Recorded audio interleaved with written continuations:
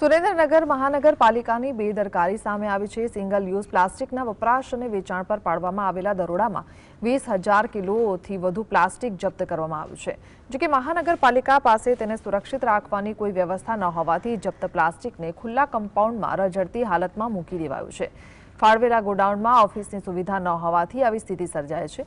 જપ્ત માલનું શું કરવું તે અંગે મહાનગરપાલિકા સામે મોટો પ્રશ્ન ઊભો થયો છે।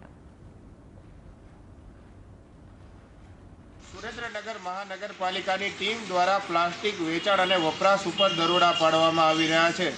અત્યાર સુધીમાં 20,000 કિલો કરતાં વધુનું પ્લાસ્ટિક સુરેન્દ્રનગર શહેરી વિસ્તારમાંથી જપ્ત કરવામાં આવ્યું છે।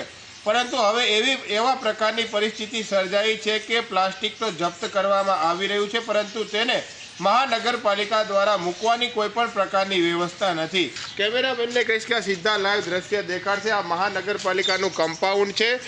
ત્યાં આ પ્લાસ્ટિક જે જપ્ત કરેલું પ્લાસ્ટિક છે તેના ગંજ જમાડી દેવામાં આવ્યા છે। અલગ અલગ પ્રકારનું જે પ્લાસ્ટિકના ગ્લાસ હોય કે અલગ અલગ પેપર ડીશ હોય, જબલાઓ હોય, અલગ અલગ પ્રકારનું સિંગલ યુઝેબલ પ્લાસ્ટિક છે તે જપ્ત કરી અને ખુલ્લા મેદાનમાં મૂકી દેવામાં આવ્યું છે। હાલના તબક્કામાં વ્યવસ્થિત આ પ્લાસ્ટિક મૂકવામાં આવે જેથી કોઈ પણ પ્રકારની અઘટિત ઘટના નગરપાલિકામાં ન બને।